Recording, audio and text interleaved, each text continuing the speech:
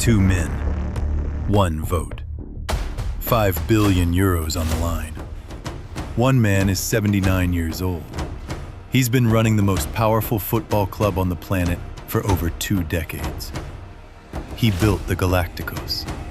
He rebuilt the Bernabeu into a billion-euro fortress. And today, he's saying, I'm bringing back the special one. The other man is 37. You've probably never heard of him. He's a renewable energy billionaire worth 460 million euros.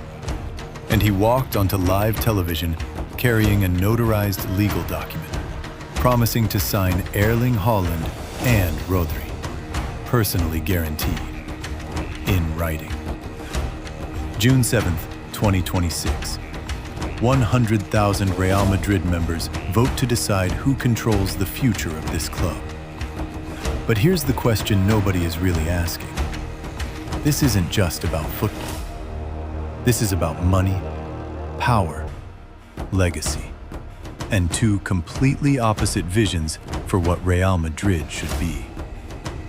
Let's break it all down. Before we talk about today's vote, you need to understand exactly what Florentino Perez built, because it's extraordinary. When he first became president in the year 2000, Real Madrid was 270 million euros in debt. The stadium was outdated. The brand was local. The club was in crisis. His first move? He sold the club's training ground to the city of Madrid for 480 million euros.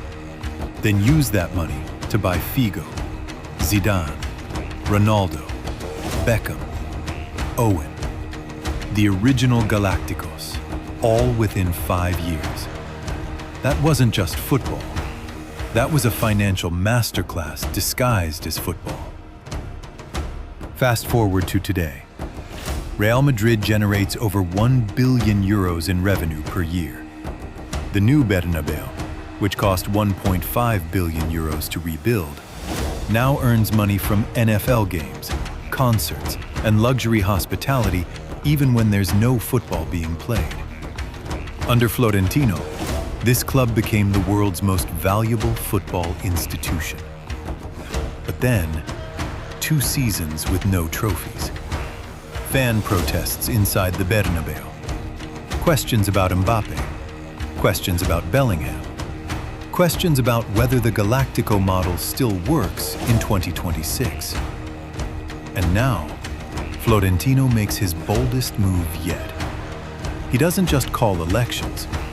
He announces that Jose Mourinho has already signed a contract to return to Real Madrid. A deal until 2029. The special one. Back at the Bernabeu, 13 years after he left. Nostalgia as a weapon. Experience as a campaign promise. That's Florentino's pitch.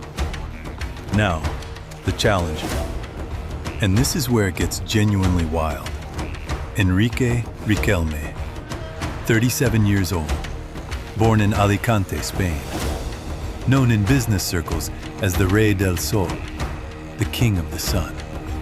He founded Cox Energy, a renewable energy company operating across Mexico, Chile, Colombia, Spain, and the United States. His company acquired Iberdrola's Mexican assets for $4 billion. His personal wealth? Estimated at 460 million euros. To even stand for the Real Madrid presidency, you need to provide a personal bank guarantee of 187 million euros. Not company money, personal money. Riquelme met that bar. He qualified, and he showed up. His pitch to the 100,000 members is simple but emotionally powerful. Real Madrid has lost its soul. The club no longer has a single player in the Spanish national team, for the first time in decades. Florentino wants to sell 5% of the member-owned club to outside investors, something Riquelme calls crossing a red line. And then, the moment that broke the internet. He walked onto the set of El Hormiguero, Spain's biggest television show, carrying a notarized legal document. And he made this promise: if I become president, I will sign Erling Haaland and Rodri for Real Madrid. And if I fail to deliver those signings, I will personally pay the annual membership fees of every single Real Madrid socio out of my own pocket. Over 12 million euros from his personal account. He also promised to appoint Real Madrid legend Raúl González as sporting director, Fernando Hierro to run the academy, a 50% reduction in member fees until the club wins the Champions League again. This is not a political campaign. This is a financial and emotional offer, backed by a personal legal guarantee. Is it realistic? Can Haaland, who would cost 150 million euros in transfer fees alone, plus wages approaching £500,000 per week, actually come to Real Madrid under a new president? That's a €500 million deal. But Riquelme says the paperwork is already signed.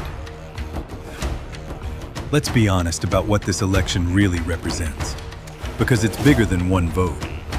Florentino's vision is built on authority, legacy, and proven results. Mourinho is not a young coach. He is not a tactical revolution. He is a winner who knows how to manage dressing rooms full of superstars, how to win ugly, how to grind out trophies when the football isn't beautiful. In a squad where Mbappe's future is uncertain and Bellingham needs a reset, maybe that's exactly what's needed.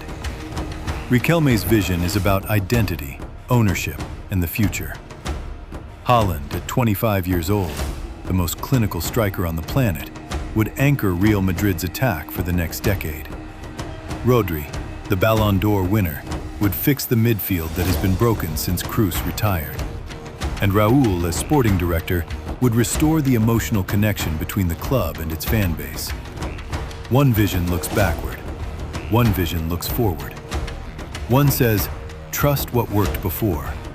The other says, the old model is broken. Let's rebuild. Here's the financial reality, though. Betting markets, poly markets specifically, give Florentino a 93% chance of winning today. He controls the institutional machinery of the club. He has the relationships with broadcasters, sponsors, and European football governance.